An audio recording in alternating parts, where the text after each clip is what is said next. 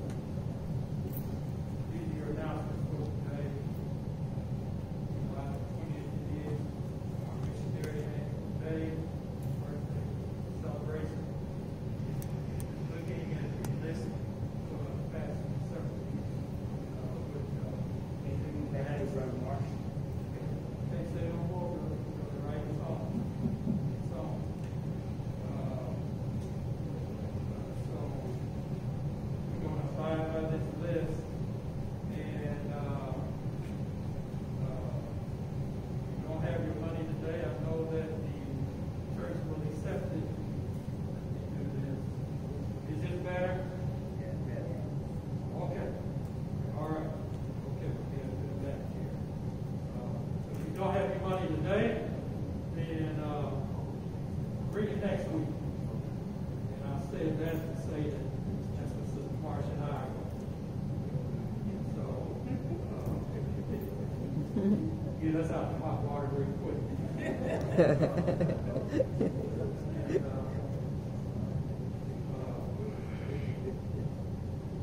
That's the day, and then we will be leading up into August.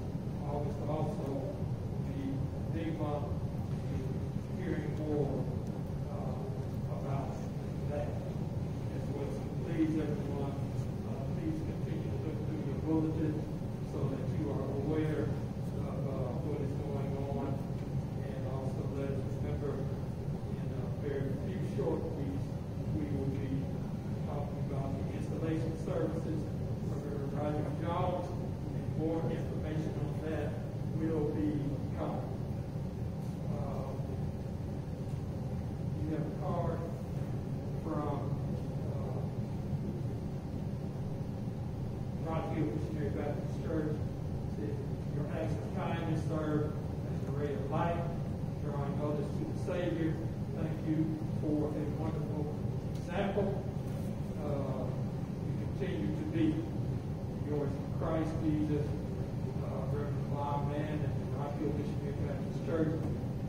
They sent donation of $125.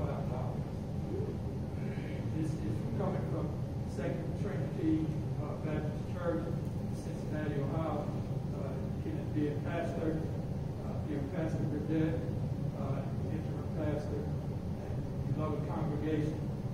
Greetings. We are excited to invite you to our 2025 Women's Conference, Silver Tea, which promises to be a joyous and uplifting event.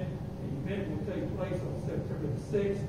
Our conference speaker for this event will be your very own Sister Annette Hayes. The topic, Sisters in Strength, Transform for the Journey, Romans 12:1-2, which we talked about, ironically, in our PTU lesson.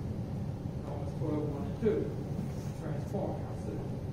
It's going to be at the Blue Ash Recreation Center, 4433 Cooper Road, Blue Ash, Ohio.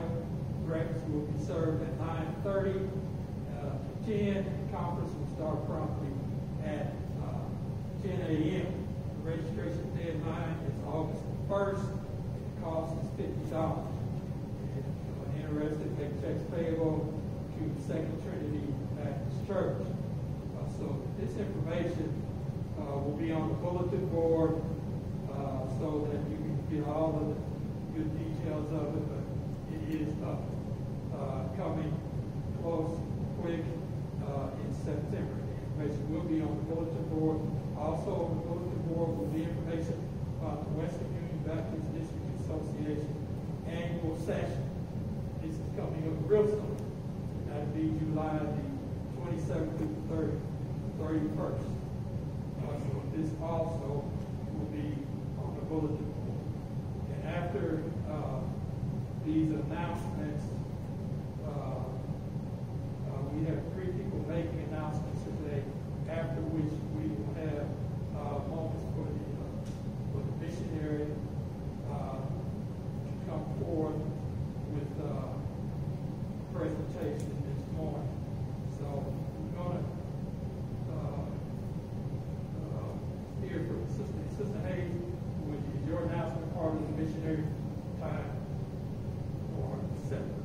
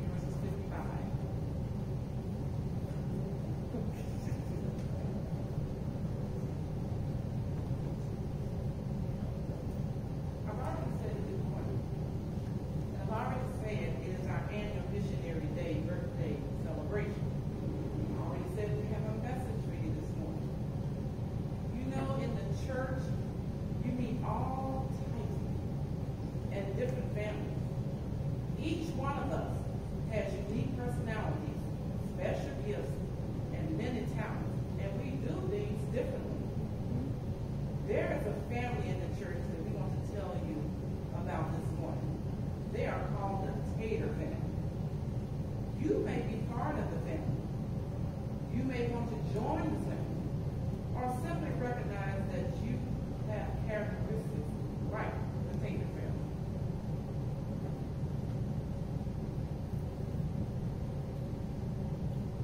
Are you an imitator? Are you imitating the world's views and practices, fashions, and trends? Do you follow after man or after Christ? Do everything to live like the world says you're supposed to live? Or are you living like Christ? To follow God? Do you hold back? Do you delay in making decisions or taking actions, often due to uncertainty or fear? Don't be like God's wife. Hesitation can lead to missed opportunities. It can weaken faith and even result in negative consequences. Are you a dictator? One more time. Are you a dictator? Do you take over by force, serving with an armed fist, and telling everyone on your committee what to do in a domineering way and controlling manner? Are you a dictator? Are you a dictator? Have you been given authority and you took it upon yourself to take over? Or are you an agitator, operating behind the scenes, causing division and discord in the church, your personal life, or in the community for your own selfish and personal gain? God does not like an agitator. Well, Did you recognize yourself as being part of the Tater family? Your answer should be yes. However, if you said no, then I left you out because you must be a spectator. Do you sit on the sidelines, attending without contributing, observing without participating, criticizing without creating, and consuming without sowing? In other words, you are present at, but not taking part. Good morning. Good morning. We're thankful to the Lord for again displaying His grace and His mercy toward us all, in that we are present here today. Just a couple of things, and then we will move forward with the selection, and then our meditation on the call immediately after. That is, again, as has already been mentioned, let us not forget about the homegoing of Sister Nancy Clark, who has been a long-standing and faithful member of Zion Hill Church. So let us keep that in mind and plan to be here on this coming Wednesday for her celebration of life. I also wanted to mention that, again, more information will be forthcoming. We're in the process of gathering together the installation services for yours truly. And we're asking for your prayers and your support. Deacon and Sister Marsh have consented to act as co-chairs of the committee.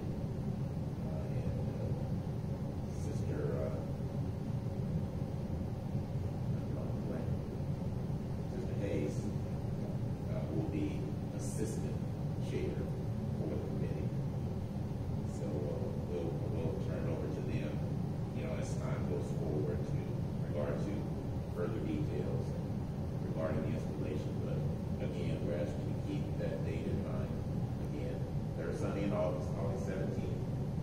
We do have the date, we do have the time, but more information will be forthcoming with regard to the location and other things that will be taking place. Amen.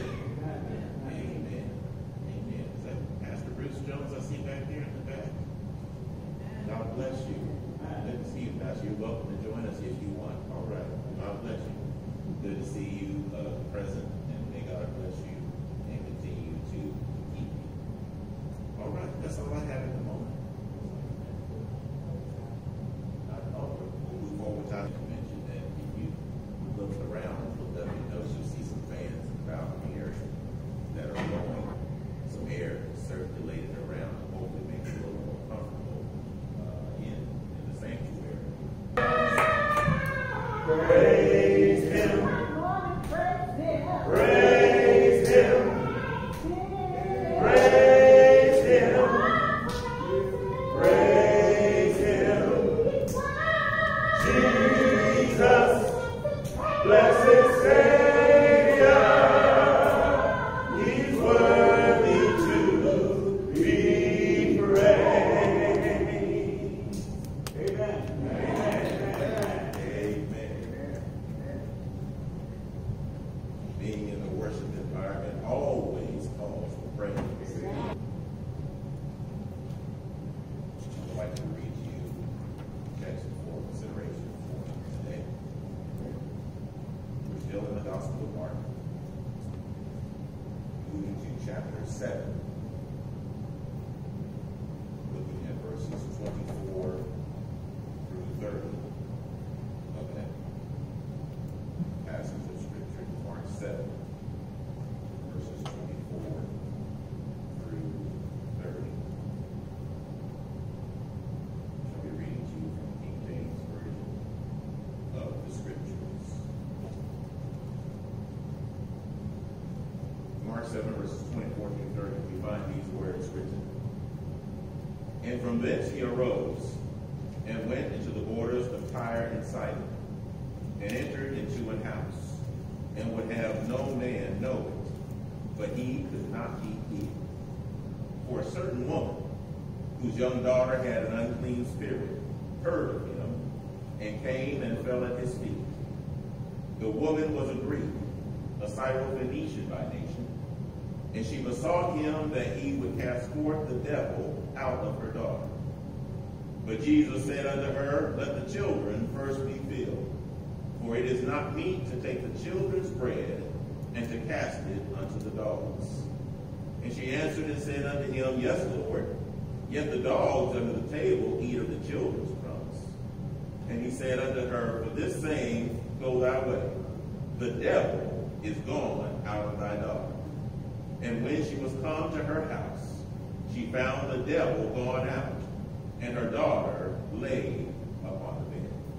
Such is the reading of Mark 7, verses 24 through.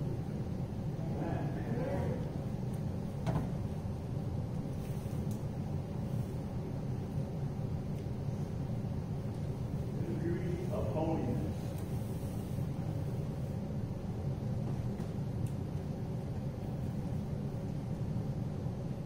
Come, let us worship the Lord in the beauty of holiness. Come, let us worship the Lord in the beauty of holiness. Give him the honor, give him the praise. Come, let us worship the Lord. Let's give him the praise. Come, let us worship the Lord in the beauty of holiness. Come, let us worship the Lord in the beauty of holiness. Give him the honor. Give him the praise. Come, let us worship the Lord. Let's give him the praise. Worship him. Worship him. He is my God.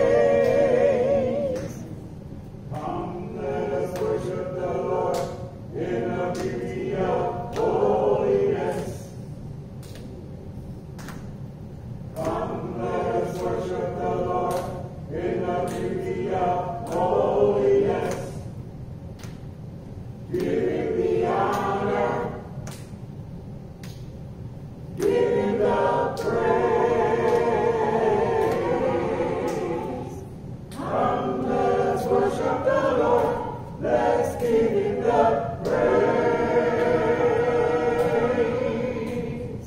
Worship him. Worship him. Give my God the glory. Give my God the praise.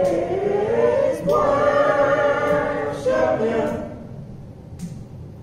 Worship him. Come, let us worship the Lord. Come, let us worship the Lord.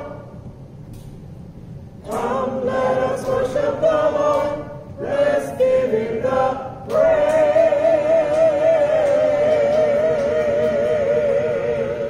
Amen, amen, amen.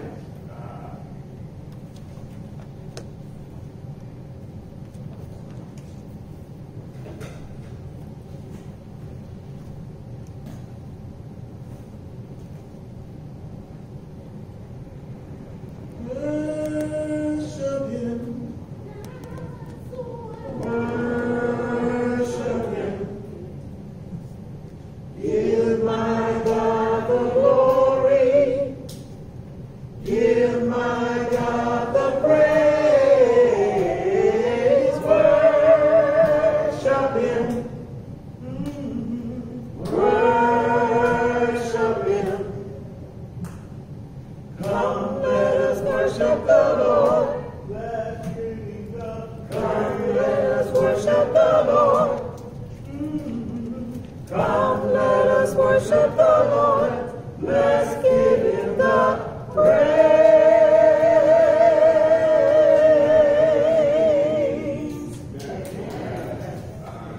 He's worthy. He's worthy of all of our praise. From the rising of the sun to the going down of the same. I did that wrong. From the rising of the sun to the going down of the same in the west. He's worthy of our praise. Even way over in the midnight hour. He's worthy of our praise. Amen. Let us pray. Father, thank you for again for grace and mercy, and now as we consider your word, we pray that you would guide us and lead us in consideration of your word in order that it might accomplish that which you intend for it to accomplish. For you said in your word that your word will not go out and return unto you void, but will accomplish exactly that which you please and intend for it to accomplish. We thank you now. We give you all the praise in the blessed and precious name of Christ our Lord. Amen. Amen. From the text which has been read from the Gospel of Mark, chapter 7, verses 24 through 30, we want to share with you this morning from the subject, Hope in a Crisis. Hope in a Crisis. In this continuing look at the Gospel of Mark, we skipped over a few incidents in the text between our last look at verses 30 through 44, and this text in chapter 7, verses 24 through 30. But suffice it to say, Jesus and the disciples continue to be on the move. Immediately after they fed the multitude, Jesus, it says in the text in Mark 6, straightway constrained his disciples to get back into the ship, because they had gotten where they were by way of ship. And the folks, if you recall, who heard about Jesus and where he was headed, some of them followed Jesus and the disciples while they were on the ship in the water on land around the seashore, and met Jesus and the disciples where they were. And Jesus, with compassion, moved with compassion on the multitude, then spent time with them teaching and preaching.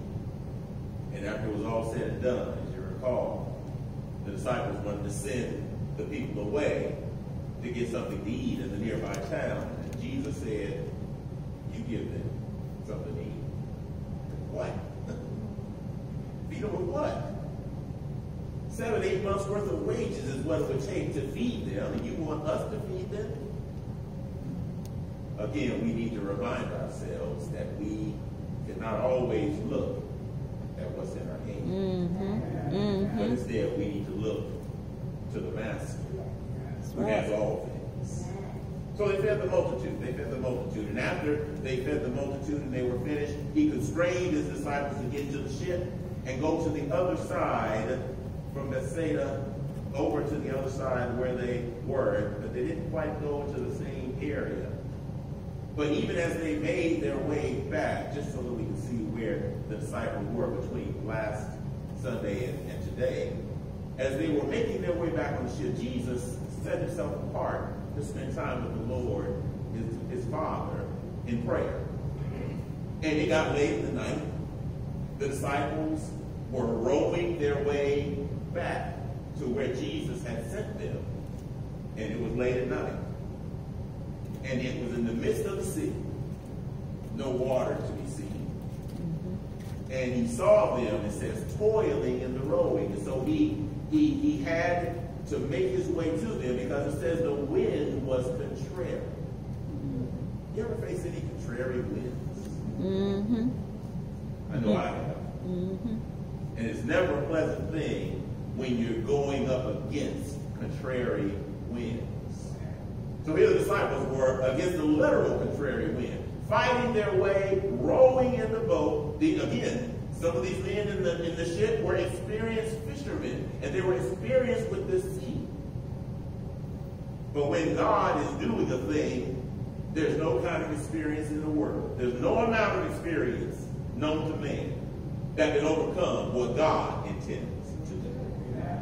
So there they were, laboring. And it was about the 4th watch of the night. In other words, between 3 and 6 a.m. And here comes Jesus walking on the water to them.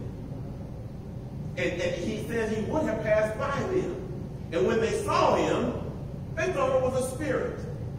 And they cried out in fear. But Jesus said, "It's me. Be not afraid." Gathered into the boat, and they continued to make their way to their destination. And once they got there, it says the wind ceased when Jesus got to the ship. And again, it says they were amazed at what had happened when Jesus climbed on board.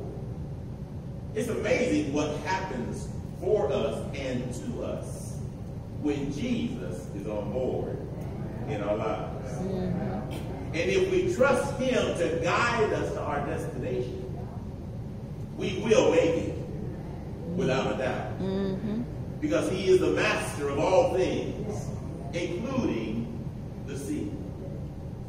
So they got off land. They arrived in the area of the land of Gennesaret. And when they got off the ship, many people there knew him. And they ran and came from all around about. See, Jesus' ministry is continuing to build at this point. And it says no matter where he went, whether it was villages or cities or country, the people brought their sick to Jesus. And in fact, it says they laid them in the streets and begged and pleaded with him that if they could touch him, in fact, even if they could do nothing more than just like the woman with the issue of blood, if they could just touch the hem of his garment, they had faith that they could be made whole. So then, of course, there's always the presence of the Pharisees.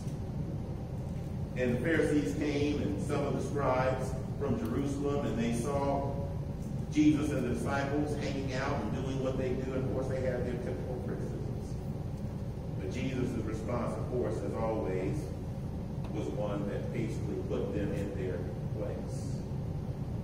So now here we are in our text. Again, Jesus and the disciples are on the move. And it says in the text in verse 24 that Jesus arose and went into the borders of Tyre and Sidon. And so it is in this area, this vicinity, this land of Tyre and Sidon that we find this next situation unfold, if you will. And as we see this situation unfold, it involves a woman. A mother, in fact. And as we look at this text, the thing that should be obvious to us, and for many of you who are present here today, who have had children, is the fact that there's nothing more powerful in the world than the love of a mother. A mother's love will cause her to stand in the face of adversity and stare blankly in the face that adversity. If it will mean the difference between life and death for her children. She will do so in order to give her children life and hope. Mother's love will cause her to hover over her children both in spirit and physically to protect them from the slings and the arrows of the world and the harm that they may face in life. A mother never stops being a mother. Because of the love for her children, she will continue to love her child in the midst of circumstance, no matter how old they may get, no matter how old she may get. That's right. That's right. Even in advanced years, a mother continues to be that guiding force that speaks to the significance and the power of a mother's love. So the question is, if the love of a mother is so strong, how much more does Christ love us? Even in some cases where it appears that he loves some more than others, and I again reiterate, where it may appear as if he loves more than others. What our text here demonstrates for us is the fact that Christ's love for us is so powerful that he even extends that love in cases to those who are not a part, in this instance, part of the nation of Israel. Now again, nobody's going to love a child like a mother loves her child, even if the child has done wrong. We've heard instance after instance, case after case, where a child who has done wrong may land in prison. That's still their child. It's still my child. I still love them. Even though they've done wrong, I love them. That's the kind of love that Christ has for us. In fact, he loved us so much that while we were yet sinners, he died for us. That's how much Christ loves us. And so if he loves us that much, that means that there's always hope, even in and especially during moments of crisis. Jesus loves us, and he cares about us. Even if it might seem as if he has not heard us when we pray to him, we need to remember that he is always, always just a prayer away. He's only one prayer away from blessing us. One prayer away from responding to our pleas. One prayer away. But we need to learn as well that to have hope in the midst of a crisis, we need to recognize that we need to hang in there and continue to trust him, even when it seems like the answer either is not coming, yes, sir. or may not come in the way we expect. Yes, sir. That means that we need to trust him in spite of whatever adversity or adversities we may face. That's what we see happening in this text, if you will, because in this text, Jesus, again, has made that transition from Capernaum, and he went to the land of Tyre and Sidon with the disciples. It says in the text that he entered into the borders of the land, which suggests that he only went a little ways into the fringe area of the territory that was located somewhat north of Galilee. It also says that he went into a house and would have no man know. Now, it's highly likely that Jesus went to Tyre and Sidon to get away from the scribes and the Pharisees that I mentioned to you that were referenced in the early portions of the 7th chapter of this gospel. Just to be away from them, because he had just derided them for their continuing abuse of religion and the Jewish people with their ridiculous rules and laws. Not the laws that were written by God through Moses, but the laws that they had added to the law of Moses. In fact, they criticized Jesus and the disciples because they didn't wash their hands before they ate. Well, the ritual of the Pharisees when it came to hand washing was that in order for your hands to be ritually clean, you had to wash your hands up to the elbows. Now, the only people that I know of that wash their hands up to the elbows, I mean, if you're not taking a bath or a shower, are surgeons. And you want them to wash their hands to the elbows before they operate on them. Yes. For sanitation purposes, for cleanliness purposes. But for the Pharisees and the scribes and the Sadducees, they took it a step further. In order for you to eat properly from a ritual standpoint, you had to wash your hands as if you were a surgeon. Kind of crazy to consider, but in my mindset, in modern vernacular, that's quite OCD-ish. Obsessive compulsive disorder. So they had done just criticized Jesus and the disciples. So in return, Jesus criticized them. So here now he's away from them, or at least that's his intent, to get away from them. And as he is there in this house, it does not state expressly whose house Jesus went to. But it's probable that this person, because he is in this particular house, even though he is in a Gentile area, was possibly another fellow Jew who had settled in the area. And so as Jesus here abides in this house in Tyre and Sidon, the text says that Jesus had every intention of going there to not be found again. But the text says he could not be hid. So it is obvious that the fame of Jesus has stretched beyond the immediate areas of Judea and Galilee and reached into the borders of the Gentile nations. Because it was here, in this Gentile area, that we still find Jesus unable to be healed. Now think about that for a moment. He's in an area that he should be not known, or at least not well known in, but yet he is still able to be found where he is. To me, if I take that thought and I expand into where we are as a world today, that says to me that there is not a place in the world where Jesus cannot be known. That's right. Now, are we still, to this day, still reaching out from a missionary standpoint? And I have no intention of this message being missionary-minded, but since we've dealt with missionary today, it fits. That there are still parts and areas of this world that are being reached, that are being accessed, if you will, to share the good news of the gospel. That work continues to this very day. And what was celebrated today is symbolic of that fact. Because missions, while they're global in their reach, they really begin locally in its efforts. Local in its beginnings, but global eventually in its outreach. So here Jesus is. He is found out. He is known. And people come to this house because he could not be hidden. If your Jesus is hidden, that's a problem. Because the world needs to see him. And the world needs to see him in guess who? You and me. So he should not be hid. He should be on display. He should be seen. So here he is in this house. And he is found, if you will. Don't know how many people were in this house. Don't know how crowded it was.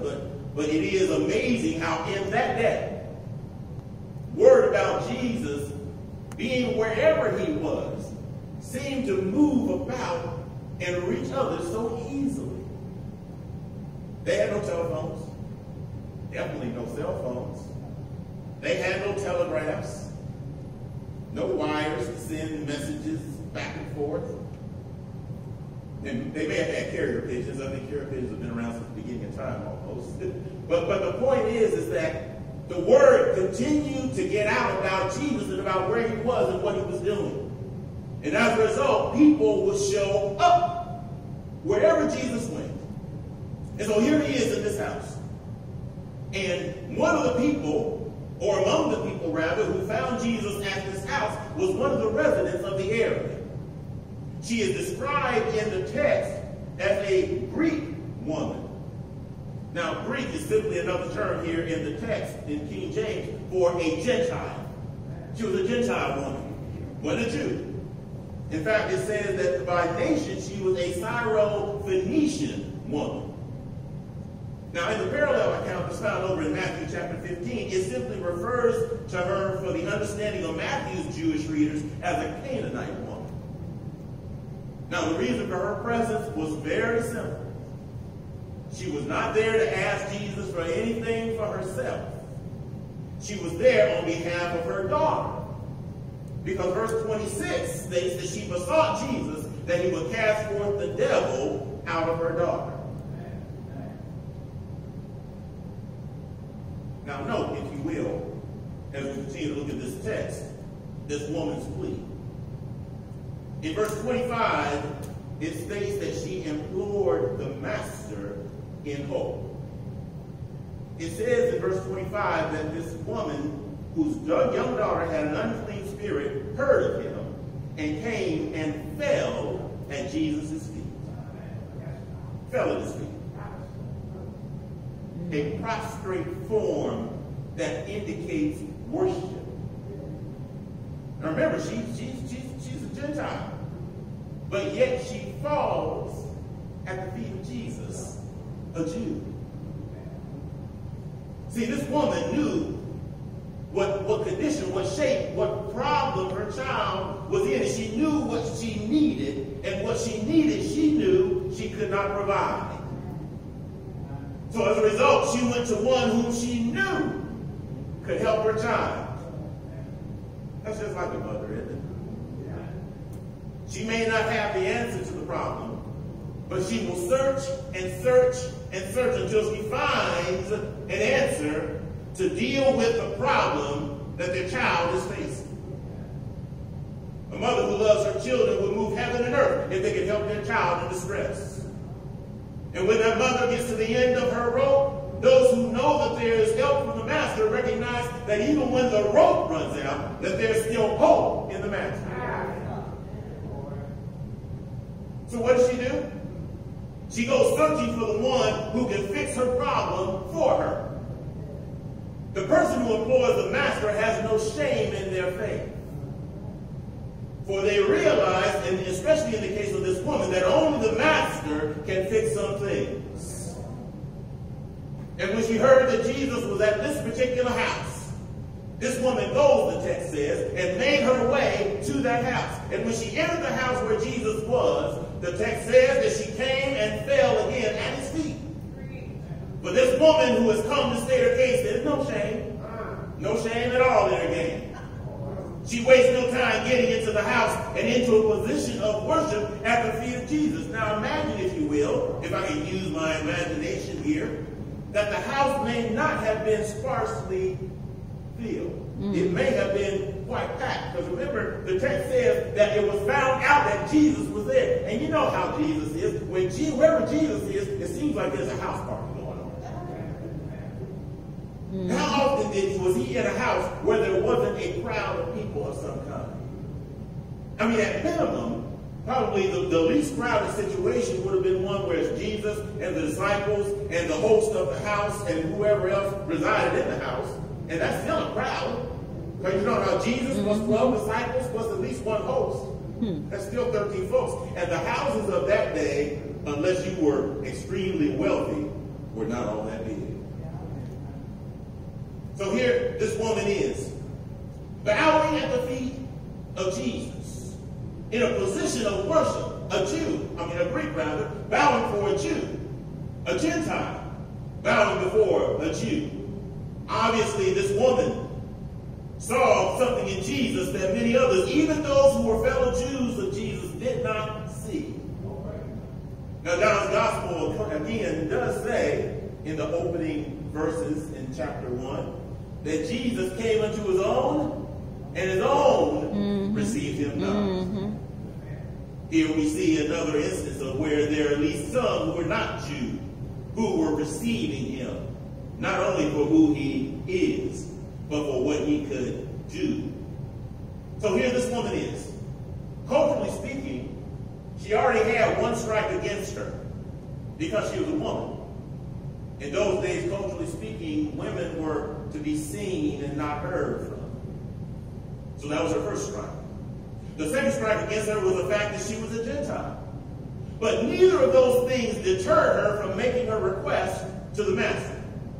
So here she is, falling at the feet of Jesus to implore him to heal her daughter of this demon that is taking hold of her. The lesson that we should gather from this is that we should never allow our situation to deter us from petitioning the Lord. You know, some of us may think, well, what I've done is too bad. I can't. No. You need to ask him. You need to petition him. You need to call on his name. And I'm not saying that any of us who know him would be like that, but there are others like that we need to convince otherwise. Those folks who maybe either are on the fence, maybe have accepted the Lord and haven't been in fellowship for a long time and think, I'm too bad for him to accept me. No, you're not. The only time it's too late for you is when there's no more breath in your body. Yeah. And that's the message we need to share with others.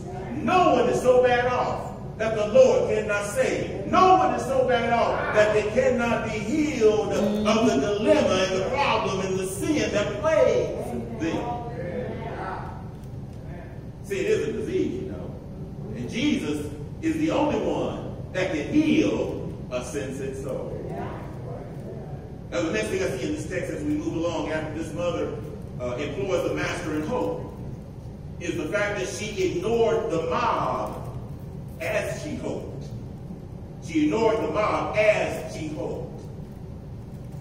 Again, it's important to note that this mother's love for her child became desperate to the point where she searched out Jesus and found the strength and the courage to do the unthinkable, which means prostrate and humble herself before a Jew. And she was willing to do it even if it meant humiliating herself in the process. Again, in the parallel account in Matthew, it says that besides Jesus and the homeowners, that at the minimum, the disciples were also there in the house. Now, I can imagine that there were, again, as I stated before, many more people in this house. It may have been packed, kind of like that situation where the friends let the paralytic man, their friend, down through the roof of the house where Jesus was, where they tore up the roof. That house was crowded. They could not get in through the door because the house was packed with people. I can imagine this may have been a similar matter because, again, word got out. But here she is, humbling herself, begging and pleading with Jesus to deal with the demon in her daughter. But my point is that this woman disregarded her own dignity and those who were present, which no doubt included some of her neighbors and friends. When you're in such bad shape, or someone you love is in such bad shape, that you're willing to do whatever it takes, even if you humiliate yourself in the process, that's love. And it's also a sign of hope. Because it means that she was willing to do whatever it took in order to heal and to deal with this woman. The point that I'm trying to make here as I move on is that some people may face insurmountable obstacles in the past as it relates to life. But in spite of those insurmountable causes, insurmountable problems, insurmountable obstacles, you ignored the calls to quit, to give up, to not fulfill, to not do that which you were praying about and looking to the Lord to do. In other words, just fold up your tent and don't even bother anymore. Just call it a day. It's not going to happen for you. But because of the love that we have for our situation and for others and the hope that we have in Christ, you didn't give up. You didn't quit. And because of that, we can recognize the fact that in spite of the circumstance, that sometimes our hope has to extend even in the face of humbling or humiliating circumstances. Our hope should be greater than our humiliation. Our hope should be greater than being humble in our situation and circumstance. And this woman rose above her humiliation in the desire to see her daughter healed. The next thing I see in this text is this woman continued to insist upon obtaining the master's mercy as she continued to extend and express our hope. Look at what she did. In verse 26, the woman, as she pleaded to him and she asked Jesus to cast the spell out of her daughter, but Jesus' response in verse 27 is telling. Jesus' response unto her was, let the children first be filled, for it is not meet to take the children's bread and to cast it unto the dogs. Now, you know, at first glance, this statement by Jesus appears to be so mean-spirited, but keep in mind that we're talking about a Jew interacting with a Gentile. And in that spirit, or with that thought in mind, keep in mind the Jewish perspective of their standing in God, because the Jews are God's chosen people. Jesus here is pointing out to this Gentile woman that technically he does not have an obligation to really help her in her request because of her status as a Gentile. But what strikes me here about Jesus is that even in his reply to this woman, there is still a glimmer of hope for this woman in her request. And the hope is found in the fact that Jesus did not say, let the children alone be filled. He did not say, let the children only be filled. No, what he said was, let the children first be filled. That left the door open. That left the possibility of some hope for this woman in her plea and request that she had sought Jesus with regard to for her daughter as the demon ravaged and racked her body. You see, sometimes in our lives when our backs are against the wall, the response that we get back from God is not always a straight yes or no answer. Sometimes the Lord challenges us. The problem is when he challenges us, if we don't have our spiritual antenna up, when the challenge comes, we may take the Lord's response as no, when he's actually saying, not yet. Or not right now. Or he may be saying it this way, don't quit yet, just keep on asking and keep on believing. In other words, we need to be like this Gentile mother that when the Lord comes back and says first, that we realize that all that means is that his answer is not right now and that his timing is always perfect. So what do? We wait and we pray. That's right. And we continue to hope, knowing that in due season we shall reap if we faint not. But we have to be willing to wait in hope, knowing that the answer eventually will come. And notice when Jesus gave the answer to this woman, she didn't really wither one bit as he answered. Because in response, she said in verse 28, yes, Lord, if the dogs under the table eat of the children's crumbs. She continues to plead and reply to Jesus respectfully, but she replies to him. See, it's interesting how often when we are burdened with the stuff of life, we can become so easily overwhelmed with challenges, problems, and every little thing that seeks to distract us and derail our hope. But we need to be like this woman, this mother who remembered that what she requested from Jesus and what she was undeterred in making her request. See, sometimes we just got to forget all the other stuff and remember that the main thing is the main thing. And for this mother, the main thing was getting her daughter healed from the demon that plagued her. So she recognized the fact that Jesus knew that his priority was to the Jews. But she knew that as long as the door was open, that there was still hope for her daughter. The next thing I see in this text is that this woman identified herself with Jesus' assessment. She, in her reply, when she said, yes, Lord, yet the dogs under the table eat of the children's crumbs. This woman knew that her position as a Gentile was not one that was optimal. Because again, she was not a Jew, and as a result, she did not have preferential treatment, along with the fact that she was a woman to begin with. But yet, in spite of that, she recognized that even as a Gentile, that all she needed to do was to ask Jesus in the hope that her daughter would be blessed and have that demon cast out. All she needed was a crumb. A crumb of a blessing. That's all she asked for. That's all her response was in regard to. So even this Gentile mother understood the power of the Lord at work and was willing to settle for a crumb. Maybe sometimes we've asked the Lord for too much. And maybe that's why he said no. Mm-hmm. Just hypothesizing here. When maybe the reality is all we should have asked for was a crumb. I'm sorry, but I got to run there for a minute. But for some reason, King Solomon comes to mind here. King Solomon, who succeeded his father David to the throne.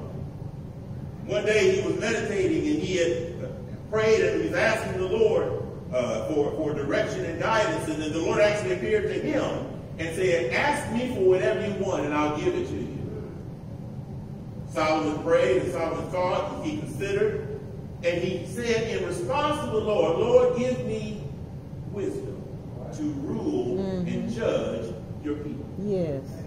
God responded to Solomon and said, oh, Solomon, because you asked me for wisdom to guide and lead and judge and rule my people, I'm going to give you that and everything else.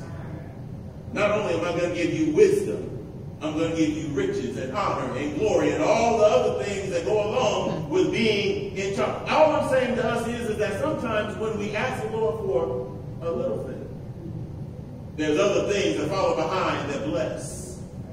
So here this woman just asked for a crumb blessing.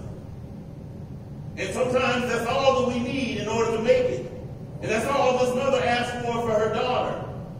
And we have to have that kind of faith, if you will, that kind of mustard seed faith, that if we ask, we can say to the mountain, be moved, and it will be cast into the sea. So that's what we see this mother doing. And as she responded to Jesus, the last thing I see in this text is how impressed Jesus was with her hope and her faith. After she responded to Jesus, in verse 29, Jesus responded and said to her, for this saying, go thy way. The devil is gone out of thy daughter. Now note here in other instances, Jesus went with the person who made the petition, whether it was sickness or demon possession, so that he could make sure that the person was recovered or well. Not for himself, but for the person who was with him. But in this case, because he saw the faith of this woman, he said to her, all right, go home. The devil is gone out of your daughter. It's done. Because Jesus was so impressed with the fact that she was undeterred in her plea for her daughter. This woman's faith was so filled with hope, and she knew that Jesus could deal with his issue. She did not back down in her request. And that's what we've got to do. We've got to do just like it says in the book of Hebrews. We have to come boldly to the throne of grace, that we can obtain mercy and find grace to help us in time of need. Even if you're asking for a crumb in faith, even if you're asking for a mustard seed size response, no matter what it is that we may ask for, the Lord has promised us that he would answer. And so as Jesus gives the answer to this woman, note he said, the devil is gone out of your daughter. In the original Greek language as it was written, the emphasis here is on the fact that the demon was departed. For it literally states, gone out of thy daughter is the devil. The phrasing suggests that the demon was literally cast out or kicked out of her daughter. And all Jesus had to do was say, go home. Because when Jesus said, go home, I can imagine that the devil got gone. And sometimes that's all it takes in order for us to move. Yes, sir. You see, when we call on the Lord for help, he has the power to cast out whatever it is that has beset us in our situation. If it's sickness, he can cast it out. If it's financial problems, he can cast it out. If it's our enemies coming up against us, he can cast them out. Jesus has the power to cast out anything that comes up against us. That's why the Bible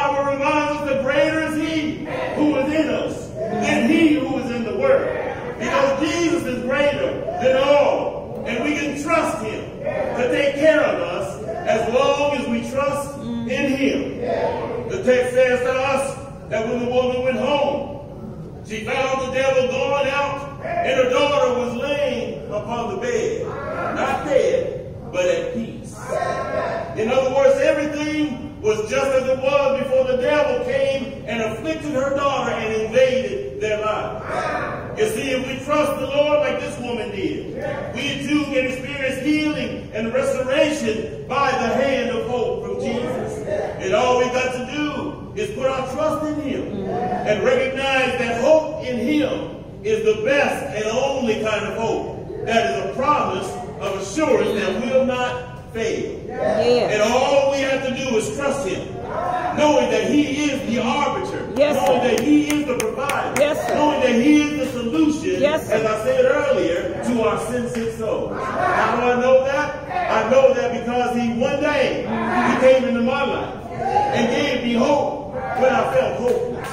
And the reason that He did that, and was able to do that rather, is because He came down through 40 and 2 generations, was born in a little town by the name of Bethlehem, grew up and became a man, began to do miracles and perform all the things that God the Father said He would do.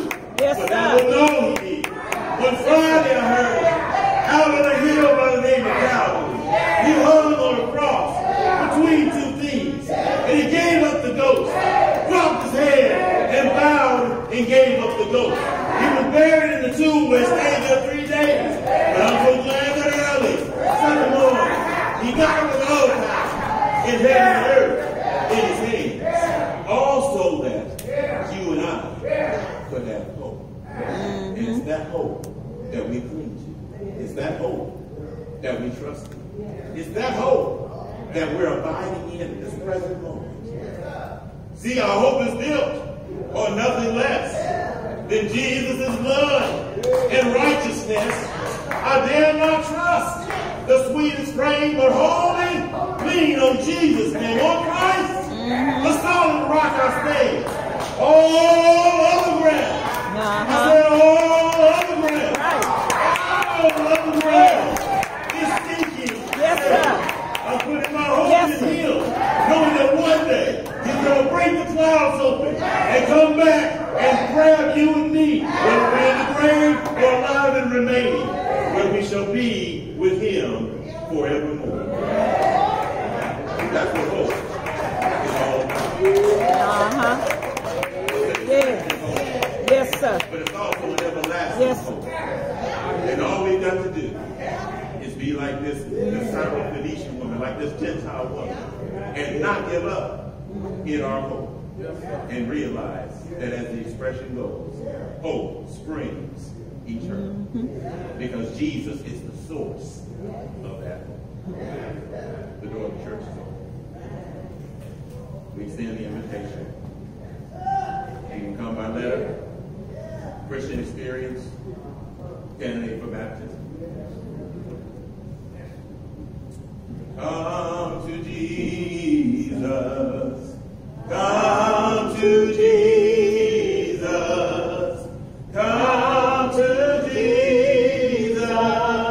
Just now. Just now. Come to Jesus. Come to Jesus. Just now. He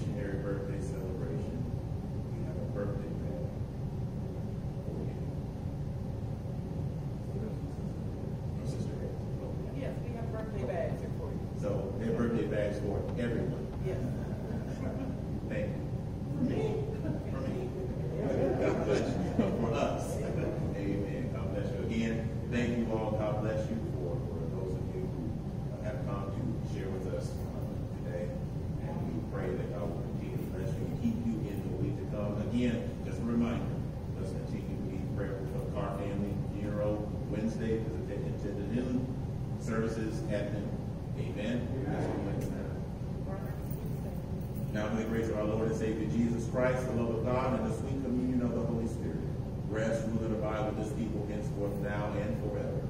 Amen. Amen.